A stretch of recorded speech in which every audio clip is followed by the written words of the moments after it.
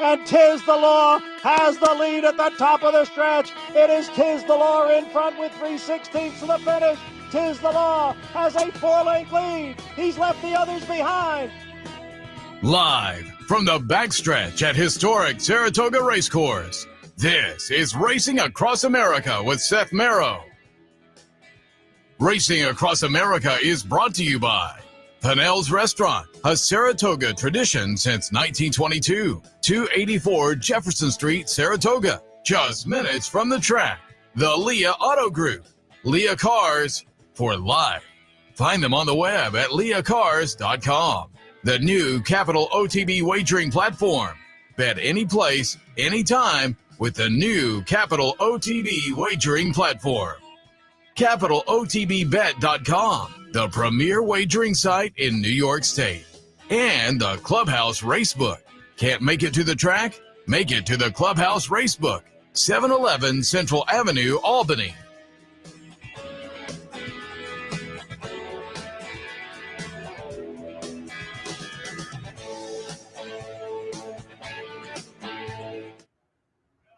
Good morning and welcome to Racing Across America on the first Saturday morning of the meet, day 3 of the meet after a couple of nice days. 29,000 opening day, 23,000 listed attendance yesterday. The weather has kind of held up. We had that crazy storm after the races on Thursday, but I thought the first couple of days were very nice. The racing's been fun and more of that today with some nice stake section on the card and more. Coming up this morning on the show, had his wife yesterday, Cherie DeVoe, talking a little bit about her great weekend last weekend on the training side of things. But her husband, David Ingordo, one of the top bloodstock agents in the country, I thought we'd have him come over and talk a little bit about, the bloodstock side of the game. That's all coming up in a few with him. We'll also be joined by Pat McKenna from NYRA, as we normally like to do at the beginning of the meet. We'll get a little preview from things coming up here at Saratoga with Pat. But as I normally do, I leave up some things open as the day goes, and I'm planning for the show the next day because I want to see who might wind up in the winner's circle that we can pull over here. And yesterday, it was a lot of fun as Bust and Shout got it done for our friend Roddy Valente in the 7th race yesterday. And I went down and said, Roddy, we got to have you over. And here he is, Roddy Valente. Good morning. Thanks for coming. Good morning, Seth. And congratulations. Thank yesterday. You so much. Let's jump right in and talk a little bit about Bust and Shout yesterday. We were talking, goes off at 9-1, and our company president was John Signor was in the Times Union yesterday. Plugs him as a top pick, so it winds up with a nice $20 winner for the folks. Bust and Shout. We're going to watch the stretch run. Going to be the number 2 horse here under Kendrick Carmouche, and again a $20 winner. Talk a little bit about watching the race and how it played out, and folks can look and see your distinctive black and white silks sneaking up there, the number 2 horse, Bust and Shout. Your feelings as they were coming down the stretch? I thought the part at the Red Sea and it opened. And, I didn't, as they, like we talked about earlier, as these horses get older, a lot of times they protect themselves a little bit more. But once he cleared, he opened up and win by 3, but we were elated with him. It's a really nice win there. And you get some comments from Kendrick afterwards? Yeah, first, I was kind of giving it to him in the paddock. I said, what shot do I got to win a race? You've already won one today. When are you going to win 2 races at Saratoga? So as soon as he comes back to the winner's circle, he's got, the two, and he says, I had a lot of pony under me, Roddy. I had a lot of pony under me. But Kendrick's been a friend forever. Yeah, no, he's a great guy. Yeah. Talk about how good it has to feel to get off the schneid day 2 at Saratoga.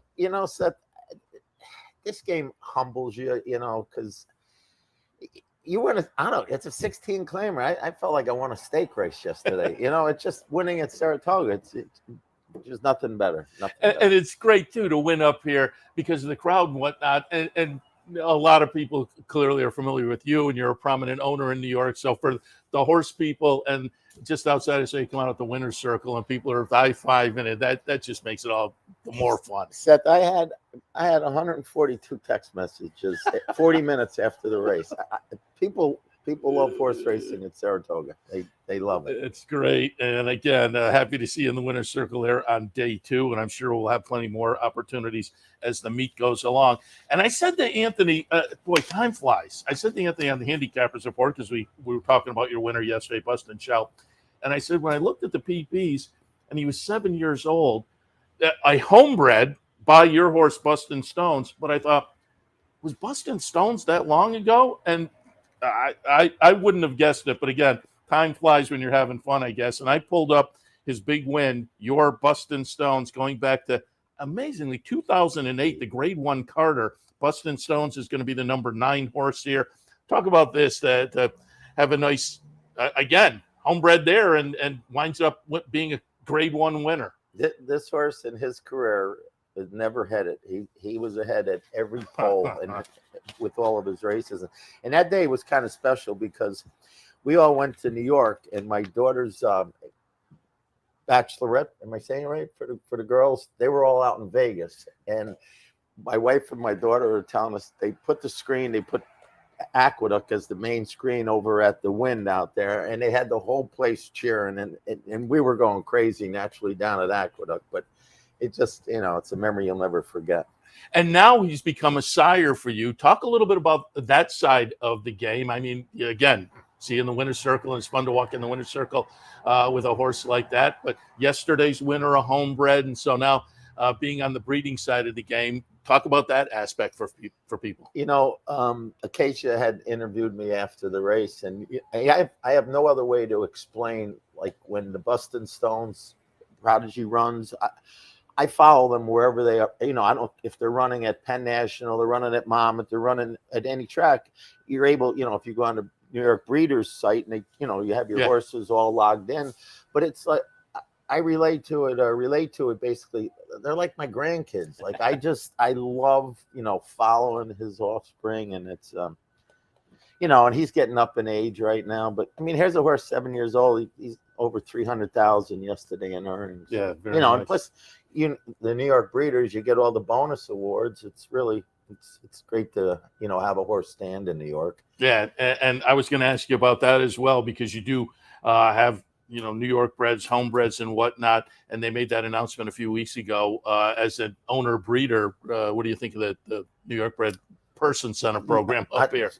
Bustin' Bay is a perfect example. Opening day, she wins the first race. I think that put her close to 600 in earnings. But the bonus money that even for standing the stallion, we picked up like $8,400. I know the breeder award was like 12. I think we have the best program by far than anywhere in the country.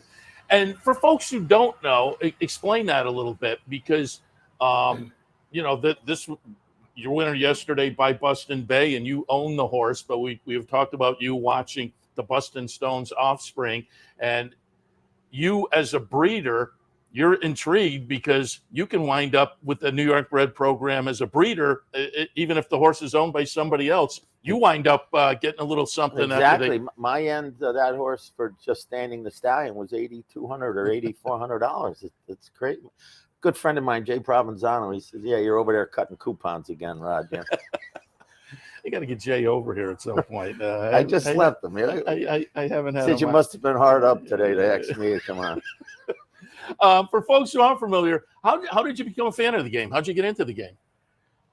I be honest with you, I was half a degenerate gambler growing up. I didn't have any money, naturally, but I started across the street at the harness track. Me too. Yeah. Yeah. Cut my teeth over there. I had one horse, and Just the Devil was his name. Danny Wilsey win for me. And, I really love owning horses. I mean, I just love the game. And then once you go from harness to the thoroughbreds, it's like a whole different breed. But I didn't really know how to handicap. And the funny part was, after we ran our first race with the thoroughbred, I said, "Well, when do we run next week?" They looked at me like I have 4 heads. You're lucky you run every month with these horses. But it's a different game. But this is just so much more rewarding. Yeah, no, as a handicapper and a fan, I started over there too.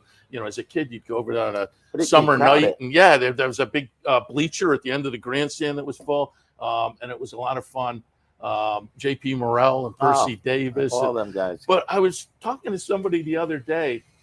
It's interesting, the two breeds, and how in the time I've been a fan, on the harness side of thing, it's crazy. When I was a kid, you go over there, if they broke 2 minutes, fireworks crazy. went off. And now a good one will run 149. And they've improved on the thoroughbred side of things, but not like that. It's crazy. Seth, my best friend, Rusty Brown, who I grew up across the street with, and he's now in California, but we used to save every Thursday to go up there. So, we took our paycheck. I think mine was about $125 for the week. And, we'd always save $5 to go to Lums on the way home. That's, we Lums, below 120 and the $5, we got a beer in road, right? Yeah. Crazy. Yeah, no, it's now he owns 2 planes, so you figure out this world. It's crazy. Well, you're doing okay as well. I see the Valente trucks going by me all the time on the Northway and around town as well. Wintertime, we see you down at Gulfstream. Summertime, you're up here plenty. Talk about some of the venues you've been at and compare things to Saratoga. I was talking to my friend Tony, like what they've done, the improvements that they've made up here at Saratoga. Yeah. I mean, we're blessed to have this in our backyard. I mean, even if you, after the races, you go out to the outside bar, the paddock bar, if you want to be there, the amenities that they have now, it's keeping people enthused more than just the racing part. I just give a lot of credit to NYRA right now. They're pushing all the right buttons. And what are you anticipating at Belmont? Because I had Will Alampievich in here from NYRA yesterday, and we were kind of talking about it. And I said, I think that the opportunity is out there with the Belmont redevelopment to bring a lot more fans to the track, because I think fans now want the 21st century experience at a sporting venue, which I think they've been working on over here. That area up at the top of the stretch that used to just be empty. I think you go down there now and they've turned that into the stretch, and it has amenities and whatnot. And I think people expect a facility to have those kind of things. I think at Belmont, they can maybe upgrade to a 21st century experience and start to get some people coming back and bring in some new fans potentially. Seth, it's something that I've been in the game for a while now, and it's kind of disheartening when you go down state and they're in a metropolitan area. I mean, we're here. If we were here, just for an example, if we were here July 1st, our worst day would be their best day by far. And it's just like, there's something about racing in Saratoga. I'm just like, everybody that's in this sport wants to race at Saratoga. I'm going to be selfish. I'm very happy the improvements they're going to make at Belmont, but I'm more happy that we're going to get more racing dates here. And this is just my personal opinion. I think when they do move the Belmont to Saratoga, which I think is a matter of time naturally, but I think they're going to stay like after Belmont. I think they're working on right now how they're going to house everybody more than anything. That's something I don't think people realize. A lot of people come up, rent houses from people who kind of moving out. And so that's a logistical thing that has to be overcome. But yeah, given the situation down at Belmont, where they have to, close for the renovations and whatnot, they're talking about bringing the Belmont up here to Saratoga, at least for a short period. What would it be like if there was a chance at a Triple Crown? Oh my God. They better start the tunnel under this track to get to the infield, because they wouldn't be able to house the people. Yeah, I was saying to people that would be. But even without it, it's going to attract. Because, I think there's such a fan base in the Capital District, in surrounding areas, that people will come, Were you here the morning American Pharoah worked out? Yes. I have never seen anything like that in my life. Me in the neither. Morning. I got goosebumps. Yeah. I was actually in the winter circle. We were just happened to be there watching him when he worked and paraded around. But it was like electrifying. I know everybody's beating up Bob Baffer now, but I mean, his horses have done a lot for this game. Yeah. No, that was a phenomenal for folks who aren't familiar. That morning, sitting back here and doing the TV show, cars are streaming in. They're 5 deep on the backstretch rail to see American. You would have thought it was a Saturday. Yeah, it was absolutely else. insane. Yeah. And it is one of those moments that, sends a chill through you if you're a horse racing fan. Yesterday, the chill with you getting the win, and as I say, it was fun to see on day 2. I talked to you before the show. You don't have anything in the foreseeable future, but you've been looking in the book. And yeah, I've got, I be honest with you, the book didn't work out too well. I got a bunch of horses to run, and the fortunate part is I got some nice babies to run. they're maidens. So I'm looking forward. There's nothing better than watching a maiden run that you bred, especially. So you had a couple of nice ones run earlier this year that were working out together, and you were getting the feeling, okay, we got not only is one special, but they're going so close. That good filly I had, Bustin' Lulu, that won her first 2 starts. We lost her. She colicked, and I kind of named her after my granddaughter, Liliana. We call her Lulu, and it kind of took the heart right out of me. Yeah, and from talking to owners over the time, you've talked about it just now. A couple of the things, you have horses ready for races, but then it's got to match up to the book, and then you have the horses that things happen to, and it's just a part of the game. But when you're an owner, those are all things that are a little frustrating. But then you get a day like yesterday. Yeah, it makes you forget about all of that. It was, as I say, it was a lot of fun to see, and I walked in and congratulate you, but watch you walk out of the winner's circle and get the high fives as well. So that was a lot of fun. Roddy, always rooting for your horses. You're a supporter of the game, obviously, and that makes it fun to root for a guy like you. And certainly it was a lot of fun yesterday, and we'll hope that you get at least a few more up here at Saratoga and a few more in the winner's circle as well. It's hard game up here, so I'm happy I got one under my belt, but I appreciate everything you do for the game, Seth. I appreciate that. Roddy Valente, again, thanks for stopping by. Thank you. All right, we'll take a break. I see him out in our green room, David Ingordo, Bloodstock Agent. We'll talk a little of that side of the game right after this. Stay tuned. Capital OTB is now streaming live on Roku. The RTN Racing channel on Roku lets you watch OTB TV live through your Roku device or your Amazon Fire Stick, rather than being limited to computers and mobile devices, which means you can now watch OTB live wherever you are. Simply open Roku, scroll to find the RTN channel, then click on OTB TV. OTB TV on Roku. Try it now. Find great racing content on the HHH Racing Podcast. Each week, host Howard Kravitz and regulars Paul Halloran and Pete Visco preview, review, and handicap some of the biggest races from across the country, plus regular visits from the sport's top trainers and handicappers. Find them on YouTube, live Wednesdays and Thursdays, and replays anytime. Learn more at hhhracingpodcast.com and check out the very successful weekly Power Picks at Patreon for the team's picks, plays, and handicapping info. The Clubhouse Racebook is the Capital Region's new home for racing and sports. 25,000 square feet of Vegas-style action with live wagering on the best horse racing from around the world. 260 flat-screen televisions and state-of-the-art wagering terminals. So don't miss out. The fun is only minutes away at 711 Central Avenue, Albany, just off Exit 5 of I-90. And don't forget, if you can't make it to the Clubhouse, you can always wager online 24/7 at capitalotb.com.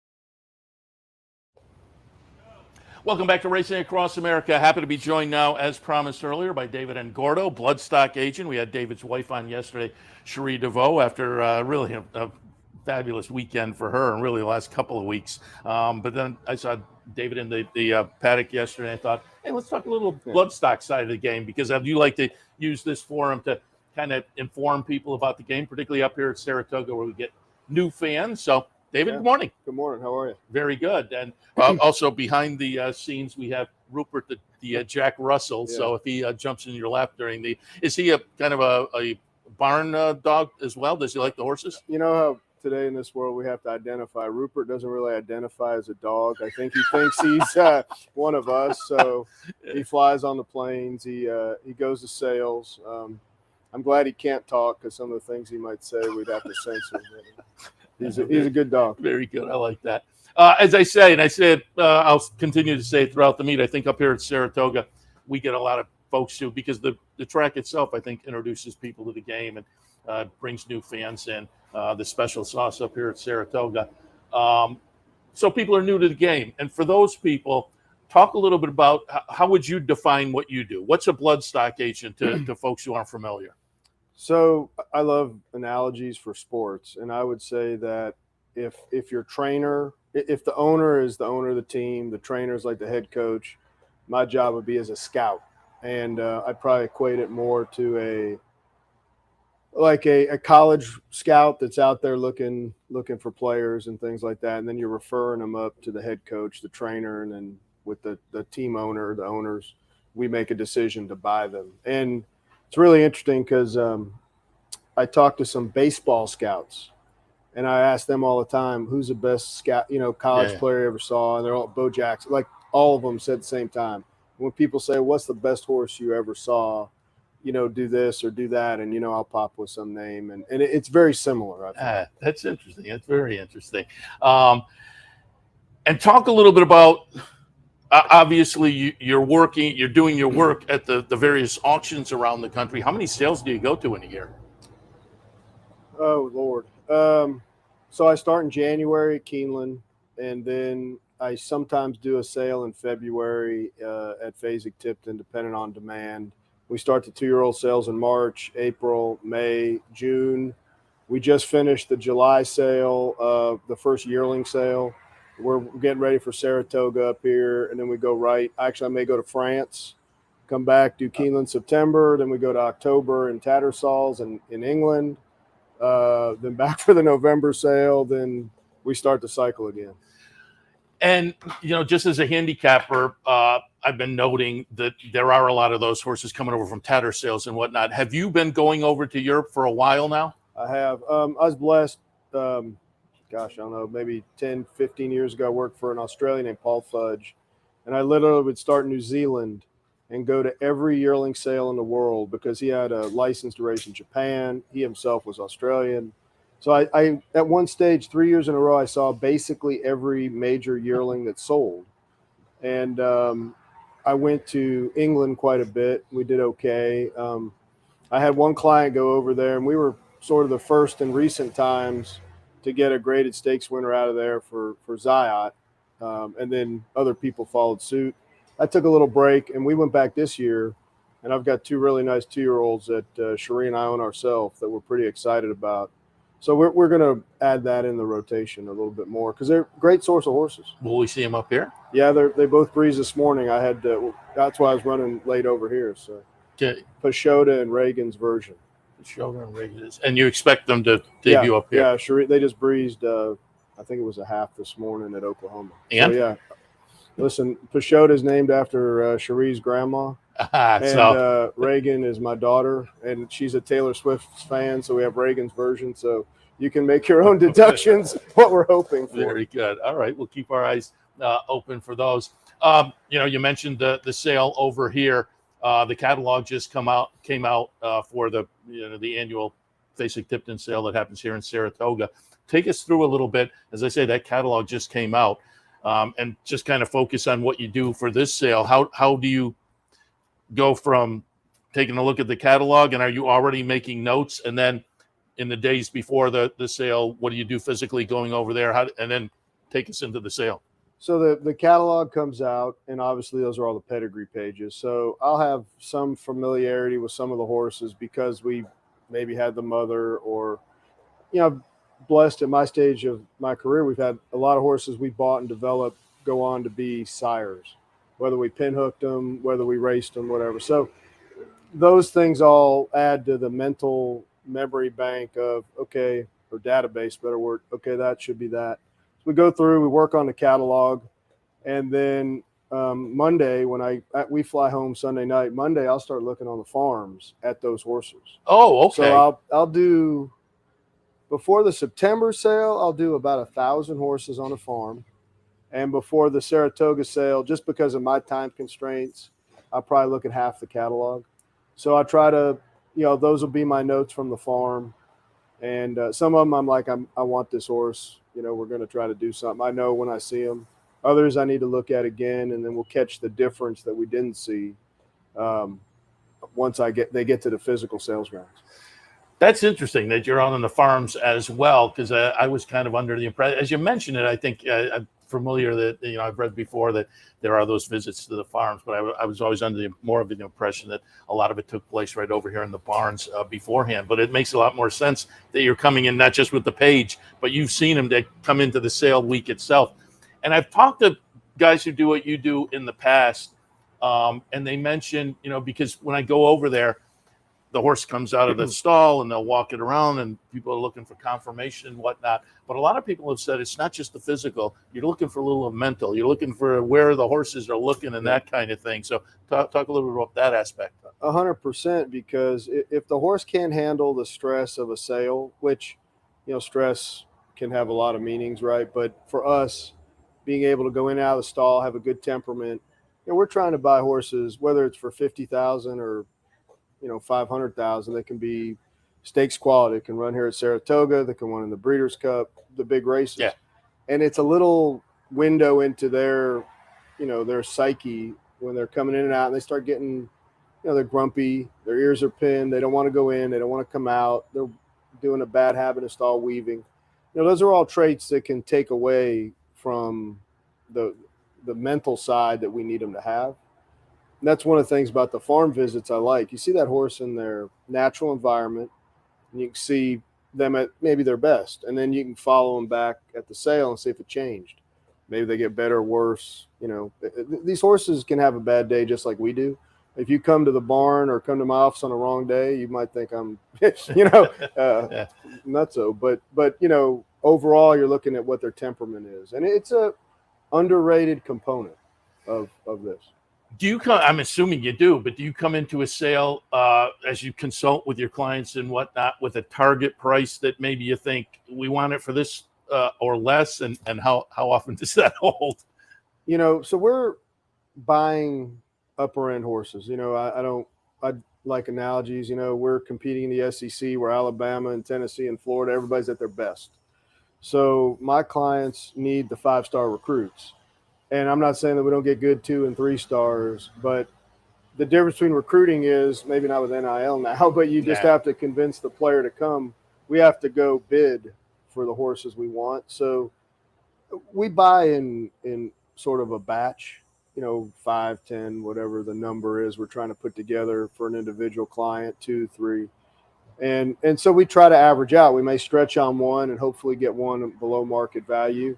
And then it tries to average out to some price point, and it might be $250 for this bunch. It might be a $500 or $1 million for somebody. It just depends what their goals are. And also auctions play into the whole mentality of, well, now I'm in it. Now I'm going for it. So there may be that we don't want to go there, but all of a sudden the juices get flowing. I'm a big, I'm conservatively aggressive. I say it all the time. And I'll pull somebody up, and I'll get in trouble. The guy's my money. I'm like, yeah, but we don't win by bidding the most over what we think it is. Yeah. And if you value it at $300,000, and you grid 375 or even 4, and you have to have that horse, your gut tells you, and it fits everything you want. That's one thing. But if you're at $1 million when you thought it should be 300, you've probably missed the, Yeah. So, and then if I make that bad a judgment, that's on me that I've underappraised the horse. But, it's an opinion-based game like handicapping or anything. It's a lot of gut and a lot of your opinion and experience. And that's what we try to advise people. And you're talking about new people that get their juices flowing coming here. Like with Cherie's business, we have a lot of new people. They're brand new owners. They've never done it before. And they have the means. Yeah. But sometimes that's not the right thing, is to come in, throw it around. So we try to walk them in, walk before they run.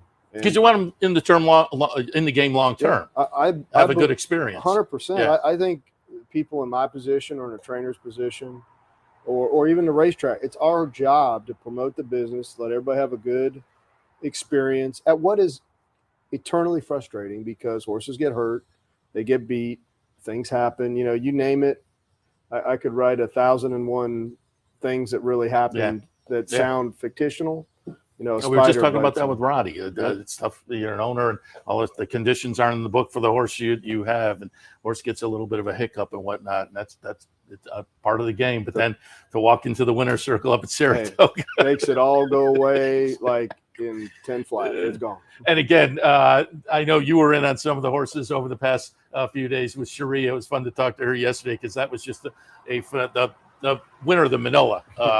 Was it More Than Looks? More Than Looks. Yeah. Boy, that's a nice horse. I'll tell you. So when you're in this, like we are, so like I work a lot with Lane's End or different breeders, and we'll go buy broodmares. So I was underbidder on his mother to some friends of mine while he was in utero.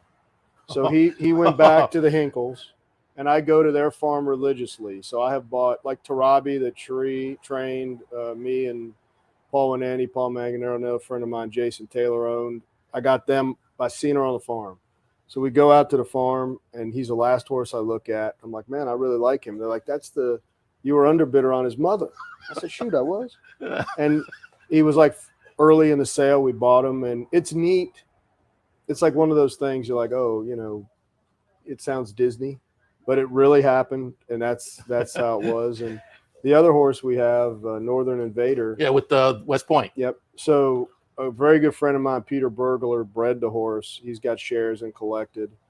And I think we might even sold it at Lane's End as a weanling. Well, my sister-in-law, Adrian, Cherie's sister, has got pictures playing with the horse on my buddy's farm as a weanling with his mother. And he shows up in the barn. She's like, because he's very distinctive.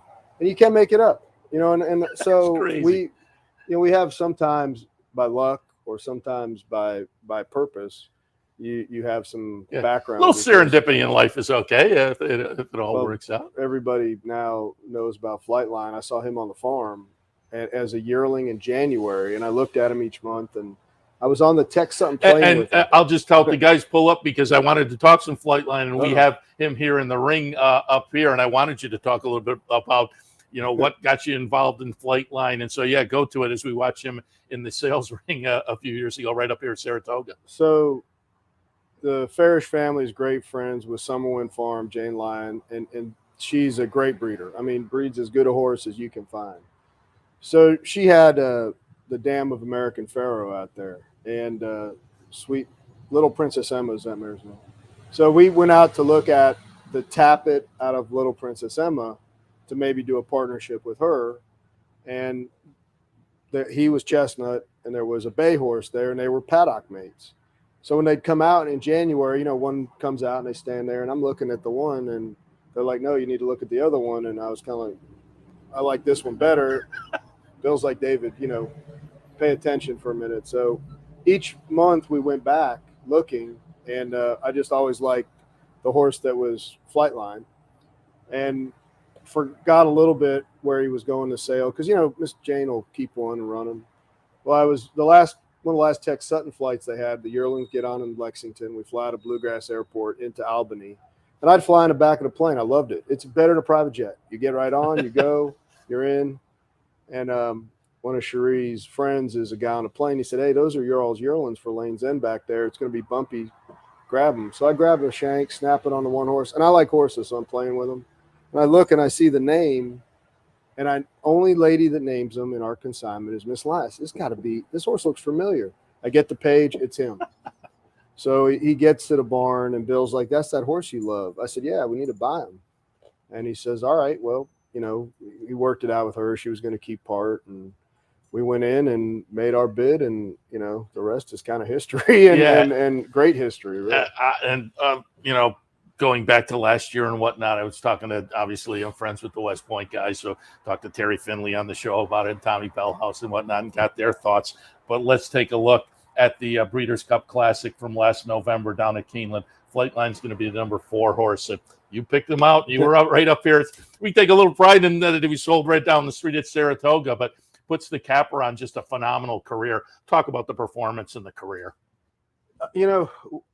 It defines words because I've been around the track my whole life, I've been blessed to see a lot of good performances, and I was around Zenyatta, and I didn't think I'd ever have a chance to be around another horse like that. And everybody's like he'd beat any horse. Now Zenyatta would give him a run. I promise you, if she had some pace, it wouldn't be a layup. The Flightline would win. Everybody's like, David. Even Bill's like, come on now, shut up. You're being a homer. But what he did is just he broke horses' hearts. I mean, that's something we'd read about, with like Dr. Fager and horses like that. They break another horse's heart. Holy Bull, Mike Smith would always tell me he looked some horse in the eye one day and the horse was never the same, and that's what Flightline did. He's otherworldly, I mean, just a rare talent. The speed could carry it. He's an Adonis. I was reading an article in the Racing Post, and journalists can be cynical. They're like, what's the big deal about this horse? And the guy wrote this glowing article that he's like, I didn't believe what I was going to. I thought, he's a horse. And the guy wrote this thing that's like, wow, I see what they're saying. So he's special, meant a lot, to all of us. That story is great too. At the barn, they're pointing to one horse, and you're like, I kind of like this one, and then you wind up on the plane with them, and now you have that's a nice little line on the Bloodstock Agent resume there. I'm looking down at the record. Before that we saw Winston Pacific Classic. He was phenomenal in the Met Mile in New York. It was just an incredible career. And you mentioned it before I let you go. I also had to pull up a little earlier in your career. You were also involved in Zenyatta, pulled up her Breeders' Cup Classic victory, Santa Anita Oak Tree back in November 2009. She was one of my favorites because I got into the game at Forgo time, that big come from behind, and that was her style, and it was a lot of fun to watch. Again, she's the number 4 horse here. But as opposed to Flightline for $1 million, you were involved in getting her, and she was a bargain. Yeah, I was talking about this the other day because people ask, how did this happen? How did that happen? And one, I believe in sort of karma and fate. And, I think Zenyatta was meant for John Sheriffs. I do not believe any trainer in the country, how good they are. I don't care. He was the man for that horse. So when we saw her as a yearling, we budgeted a lot more money. Eric Kronfeld, God rest his soul, we had like $250, $300 for her. So we stand in the back, and I was talking to my parents and Mr. Moss, and what do you want to budget? And we always do it right before they go in. Well, this one's $250, $300, and my mother's like, at least. Okay, I got it for $60. Do you second guess it? Yes, 100%. So the day before, a Hall of Fame trainer, who shall remain nameless, had bought a horse for $500,000. He bought the wrong horse. So I heard the story. It was a little bit of a buzz around a sale. I'm like, oh my God, what if I ever did that? I'm done. and when it went for 60, I'm like, uh-oh. So I went from where I bid on this one side. I'm superstitious. I have my spot. So I kind of cut over here, and the guy's like, hey, where are you going? And she comes out the chute from the sale ring, very distinctive head. I'm like, my mom's like, what are you doing? I was like, man, I thought for a minute I bought the wrong horse, but that's the right. She says, no, it's the right horse, 703. You got the right, okay. And from there, she's another one. We broke her down to Mayberry's, never did a thing wrong. We thought she would be like 2-year-old champ.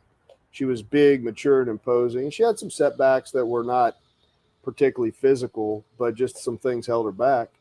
And when she ran on Thanksgiving of her 3-year-old year, it was the last time we ever got a price on her, because I do like to bet on them every once in a while. And it was the start of another magical storybook. 19 for 20, and oof, that last the Breeders' Cup defeat. I hope you don't have that. No, I wasn't going to pull that up because I was. That was. Quality Road, who stands at Lane's End, is funny. He kind of stopped in front of her and maybe altered her course. Not enough to DQ or anything, but just the way the race flow was. Because it was one of those, not today. Oh, maybe today. And then, Well, I love Mike Smith, and I think he beats himself up about the ride. And, it's all water under the bridge where you can't. Yeah, now with history, you look back and yourself that she was a phenomenon. Yeah. It was great. And again, I've never seen a horse, though, when they got beat, get so much. It was probably her best race. If you looked at them all and you say that race was the best race. No, I heard a lot of that. Even though you got beat. So. Yeah. And again, so on the resume, a little Zenyatta, a little Flightline, and plenty of other horses. I like to remember Accelerate because I've had a pretty good run at the Breeders' Cup Classic as a horse buyer, and my Triple Crown production has not been that good. So I got to I want to get a Derby or one of the classics before we go. But that gives you something to shoot for. I have to have a reason to get up every day. Exactly. Maybe you'll get one up here because, again, we're always proud of the horses that are sold right around the corner, like Flight Line. So game plan sounded from Cherie yesterday that you guys are back and forth during the season. Of course, you'll be up here for the sales, right? Yeah, we go. Cherie's really hands-on, which I respect in a trainer. Wife aside, she can't stand to not see her horses at least a few times a week wherever they're at. So she puts a lot of miles in. So we go home Sunday nights, come back Friday. She'll stay a little longer during the sales. I stay for 2 or 3 weeks in August. My daughter stays up here with us. So I love Saratoga. I've been trying to get in shape so I can eat a Salivo a little bit more. Not get hay belly on me. I hear you. So, we're up here back and forth, and it's great. I love it. Yeah. The 2-year-old names again we'll watch for?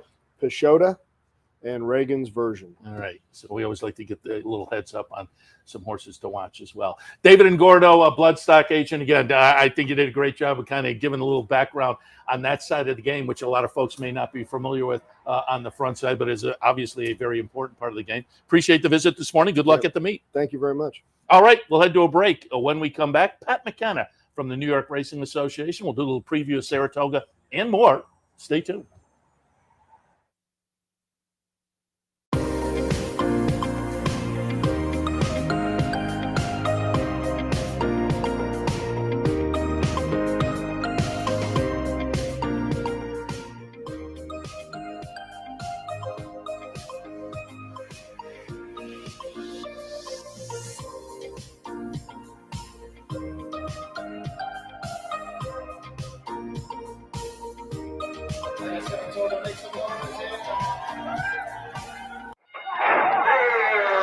Why just watch the races when you can be in the middle of the action? For nearly 20 years, Bonaventure Stables' share-based ownership program has made thoroughbred ownership affordable for the everyday fan. Ownerships of 5 and 10% are now available on a nice selection of horses. As a partial owner with Bonaventure Stables, you'll enjoy all the benefits afforded every owner. Visit with your horse in the private stable area. Greet the trainers and jockeys in the paddock. And when your horse wins, savor the moment in the winner's circle at Saratoga, Belmont, Aqueduct, or wherever you bring home the prize. Based in historic Saratoga Springs, Bonaventure Stables has been training winners and creating memories since 2005. Learn more, see available horses, and meet our team at bonaventurestables.com.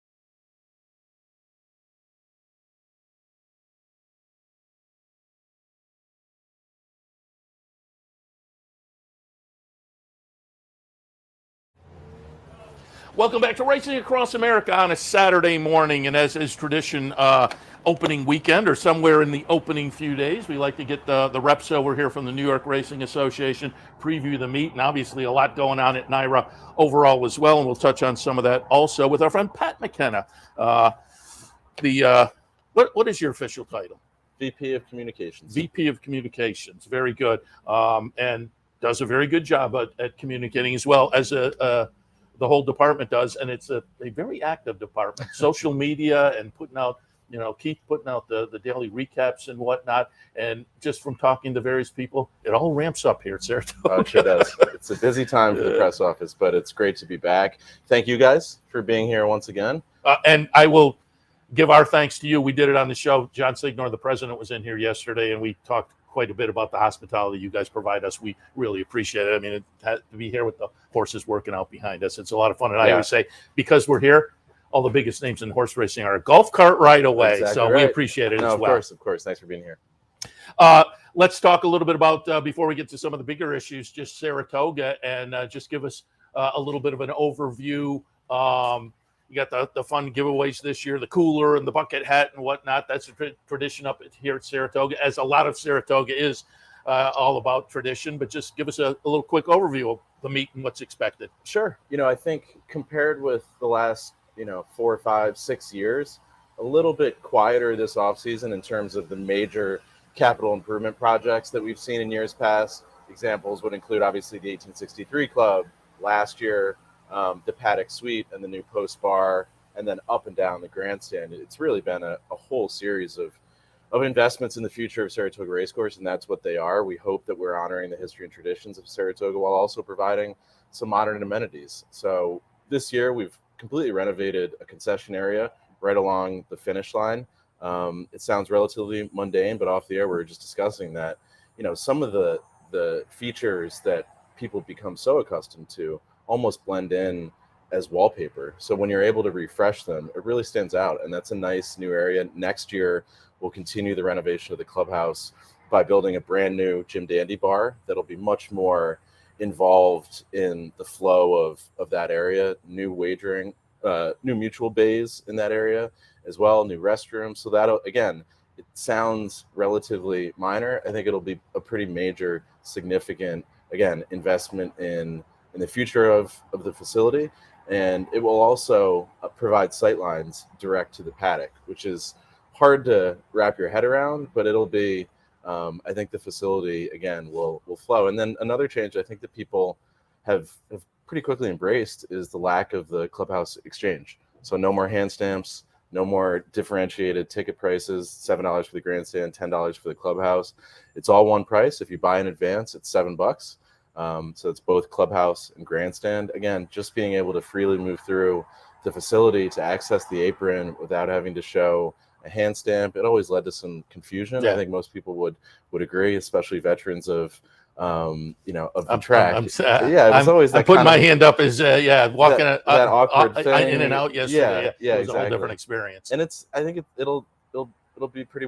I think it's been well received. I think it'll continue to be well received, and hopefully, you just kind of forget about it, and it makes all the sense in the world to be able to walk through the facility without continually being asked for an antiquated handstand. Yeah. So opening day was great. It's always, I think, for us at NYRA, to see the fans obviously continue to embrace and love and appreciate everything that makes this 40-day celebration of world-class thoroughbred racing unique and special in the world of sports. It's great to see it. You come off a Belmont Stakes that's always intense for its own reasons. It's a very different dynamic downstate, and certainly for us on the press end, it's a build up to one day at Belmont, and that was a history-making effort. Obviously, to see Jenna Antonucci prevail, I was lucky enough to be in the press conference afterwards, and I don't think there was a dry eye in that.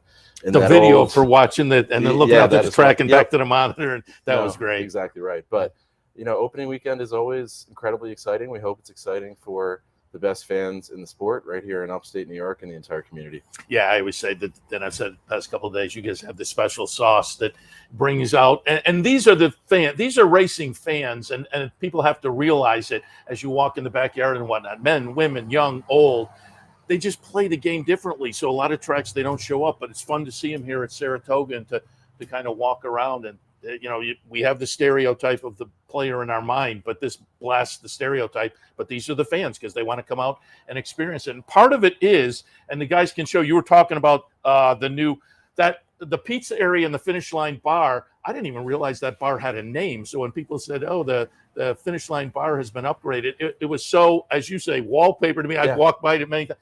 But it's a nice, you can see here, a nice, clean, upgraded area now that I think, and again, I also went around yesterday and took some pictures of the stretch area, which has been around for a couple of years now, the verandas, the tailgate area, which I think is a great idea.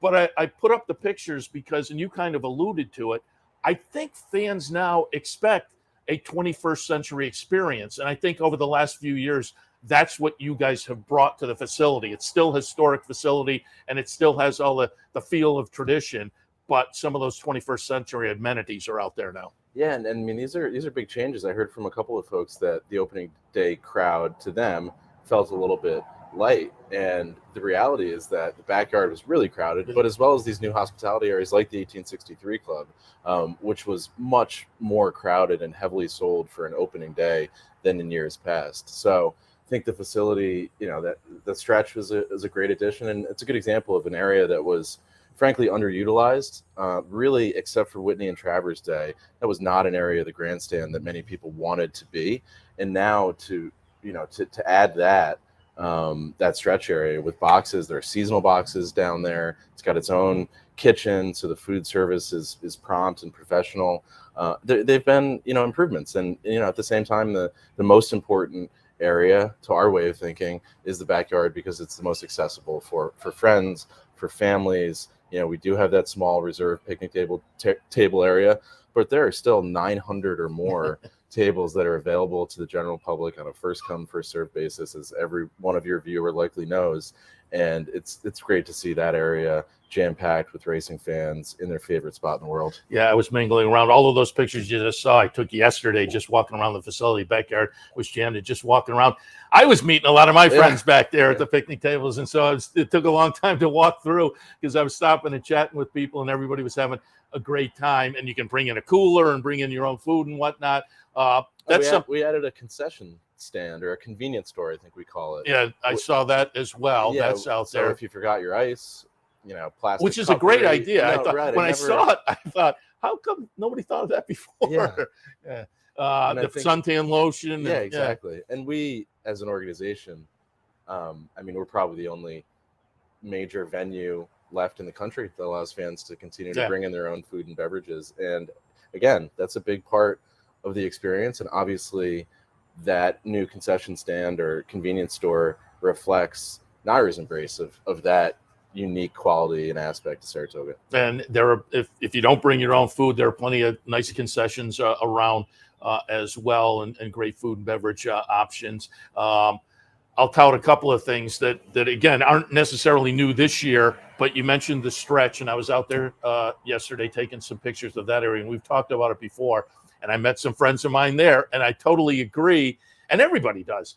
Those last three sections on a day-to-day basis were just empty. Yep. But now you go there, and as I say, I met some friends of mine, and they're thrilled to be there. And I would tell people, if you haven't gone up and checked this, it's at the far end of the grandstand. You may find a place that you want to hang out on your days at the racetrack, because again, there's little seating areas with comfortable seating areas. You have a betting machine and a monitor in front of you. It's a really nice addition, but also I call it the tree house, but it's the Paddock Suites, which was brand new last year. And I'm just curious what the feedback has been now that it's been there for a full season, because I was up there last year with the Bonaventure Stables group. They were up there for one day, and I gave a little handicapping seminar. It is a really fun venue to spend the day. And that's a great picture. Yeah. That really shows you the architectural detail that goes into that. We work closely with Saratoga Preservation when we're making these kinds of changes and additions to the property, and I think you see that reflected in the construction of that new building, which really speaks to the sort of foothills of the Adirondacks here in upstate New York. And it's large. The second floor is largely a group area that we sell to individual groups for the entire day. The first floor is the traditional post bar that was renovated, enhanced, again, better sight lines of the paddock back in that old post bar, which was fantastic for the purpose that it served at that point. It was pretty difficult to sort of see all your way to the paddock. And I think we think this really opens up the experience, a little bit better airflow under there, much higher ceilings. It could get a little steamy in there with a bunch of people on a Friday afternoon or Saturday afternoon. There was the paddock bar, but then there was also, as you say, the second floor is now kind of an event facility, group facility. Yep. But used to be that tent out there. So this is clearly an upgrade from the tent, as is the 1863 Club to the tent that was at the top of the stretch. They're both fabulous additions, I think, to the facility. Yeah, and that's important to highlight, and I'm glad you did, because the 1863 replaced a temporary tent, which is sort of striking to even think about in a venue that's as high quality, world-class, and historic as this one. The other thing that the Paddock Suite allowed us to do, and this was a big priority for Dave O'Rourke, is by removing that paddock tent, again, a temporary tent that really just wasn't what fans deserved.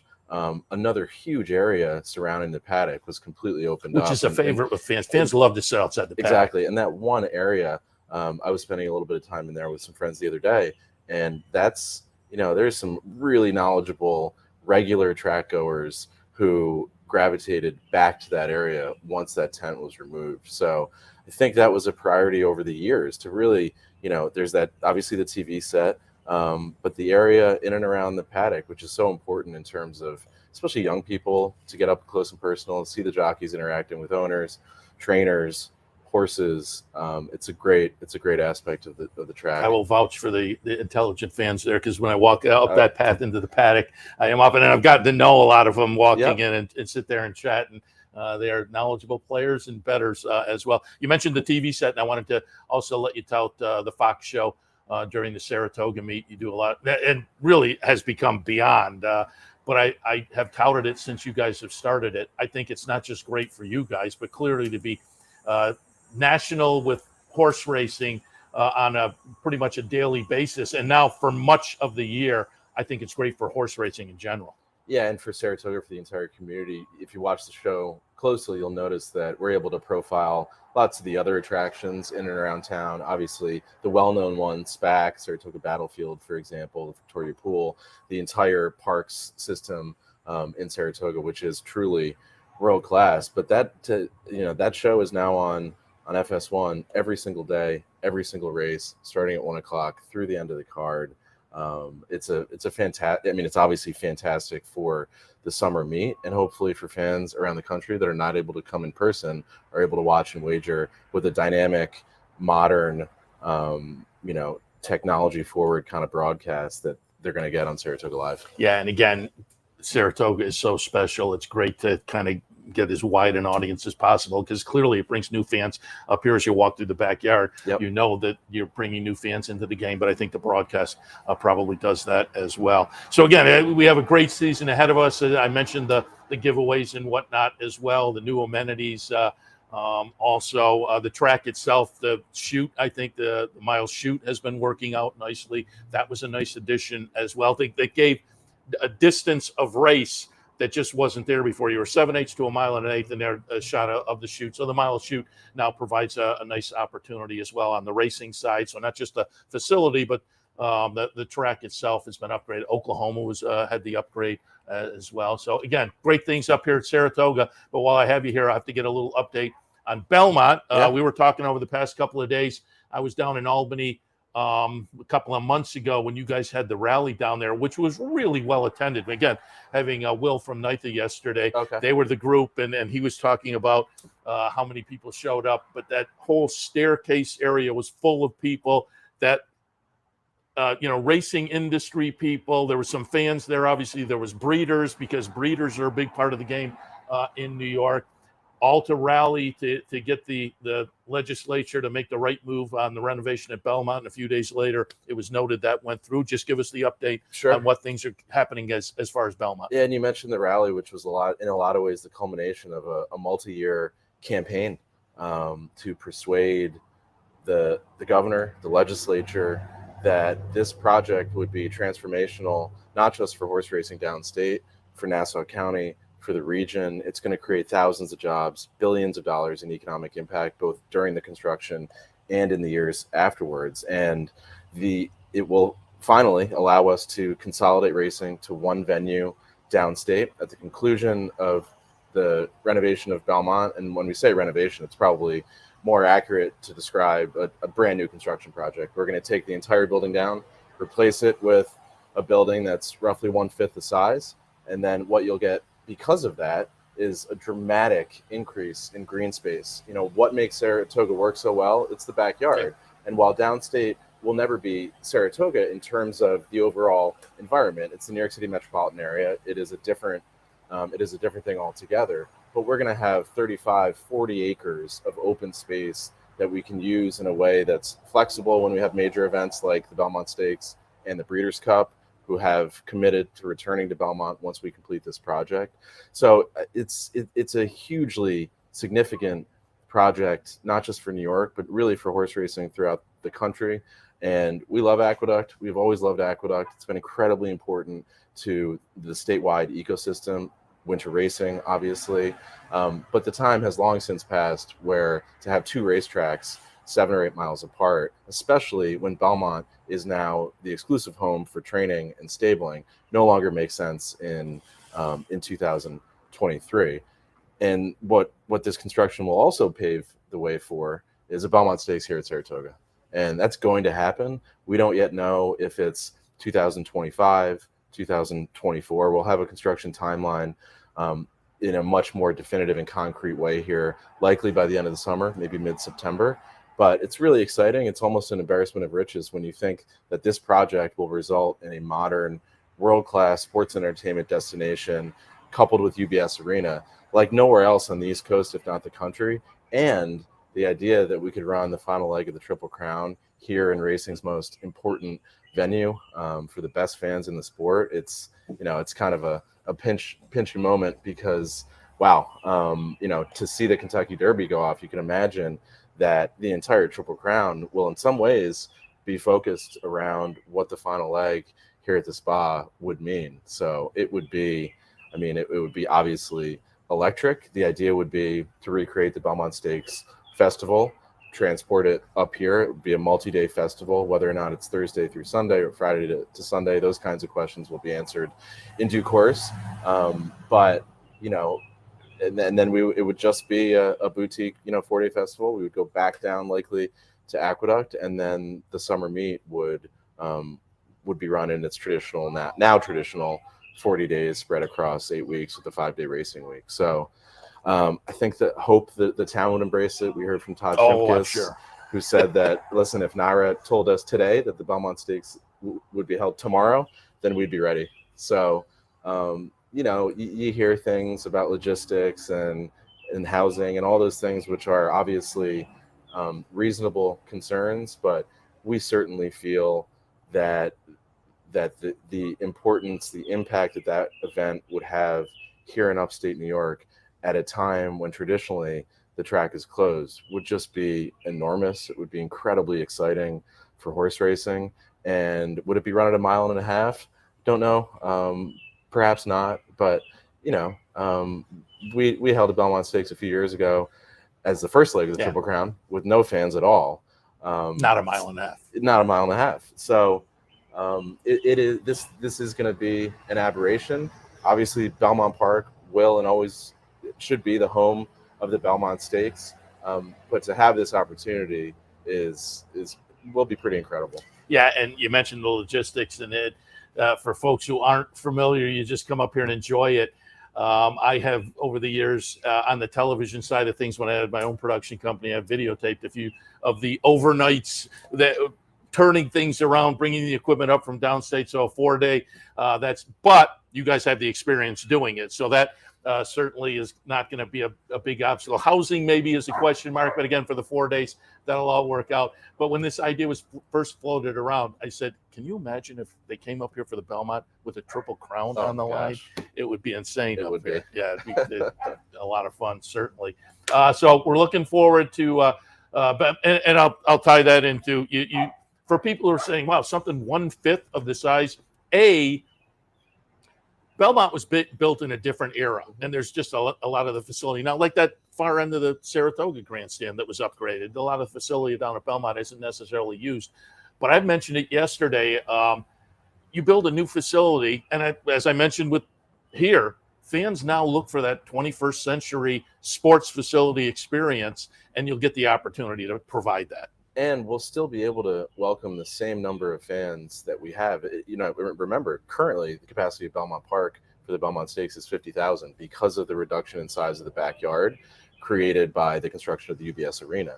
So we'll actually be increasing capacity for those the biggest events, the Breeders' Cup and the Belmont Stakes, while also providing fans with what they want at Belmont. I've heard Dave say it many times that if you walk around Belmont Park on a Friday evening, Saturday afternoon, the green space, the open areas, the picnic areas are the places that are packed, and the building is relatively empty. And you're right, it was constructed as a warehouse to accept wagers in person. Yeah.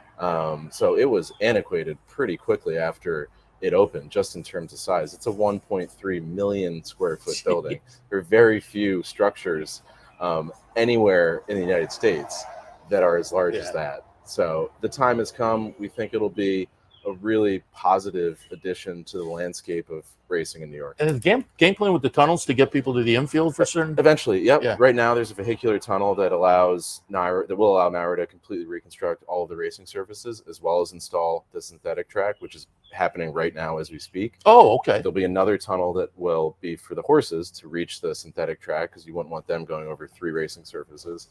And then the last piece of that will be a tunnel connecting the north lot to the front side itself. So lots going on. The infield will be accessible for the first time in the history of the facility, providing community space, green space. You know, there are a ton of good options, and we're listening to the community now on how we can program that to benefit Elmont Floral Park. Lots going on, as they say, and even more as we move forward now that things are moving with the Belmont renovation.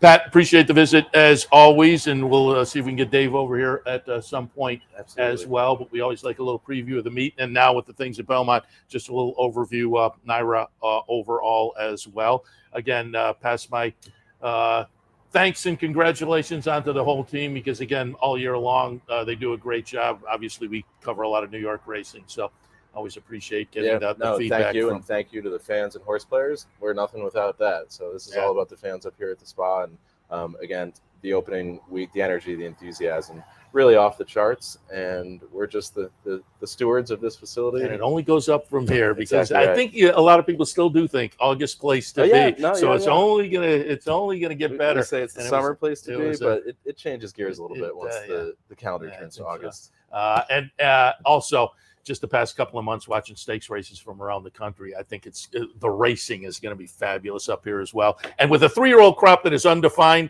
Jim Dandy and the Travers, I think, are going to play out very importantly. Pat, always appreciate the visit. Thanks a lot, and to everybody on the team as well. Have a great summer. You too. Thanks. All right, we'll take we'll go to our end of the show break. I'll wrap it up here for Racing Across America on a Saturday morning. We will send you out into a very, very good Saturday afternoon of racing and stakes racing as well. I'll tell you, it's a gorgeous day up here currently. So if you're debating, hop in the car and get up here and enjoy a great Saturday at Saratoga as the meet is underway. Day number 3, as far as here on the network. We will be back in tomorrow morning, 9 a.m. with the handicapper support. 10 a.m. It's Loose on the Lead. Partner Steve Bick in here as well. You won't want to miss that. So enjoy the racing this afternoon. We'll see you tomorrow, 9 a.m. for the handicapper support, 10 a.m. for Loose on the Lead. Turn your love of racing into savings with equine discounts through the NTRA. Purchase through equine discounts and receive great savings on well-known brands like John Deere, Sherwin-Williams, Big Ass Fans, Farmers Insurance, and Office Depot. Join thousands of other equine members and support companies that give back to the sport we all love. Call 866-678-4289 or visit equinediscounts.com to start saving today. Sometimes it pays to go with the flow, to check your worries at the door, to reconnect with your crew, to follow the thrills and the flavor, to roll with it and see where it takes you, to enjoy every minute to its fullest, and to dance like there's no tomorrow. You can do that here at Rivers Casino and Resorts Schenectady, where the good times flow.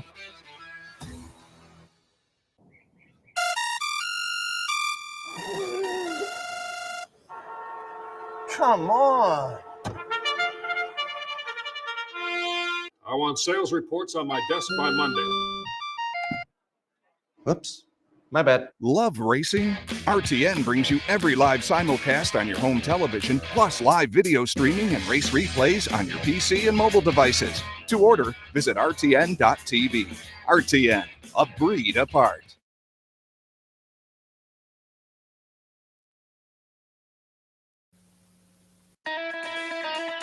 You've been watching Racing Across America.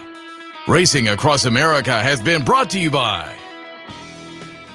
Racing Across America is brought to you by Pinnell's Restaurant, a Saratoga tradition since 1922. 284 Jefferson Street, Saratoga, just minutes from the track.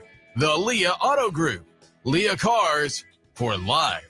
Find them on the web at leahcars.com. The new Capital OTB wagering platform. Bet any place, anytime with the new Capital OTB wagering platform. CapitalOTBBet.com, the premier wagering site in New York State. And the Clubhouse Racebook. Can't make it to the track? Make it to the Clubhouse Racebook, 711 Central Avenue, Albany.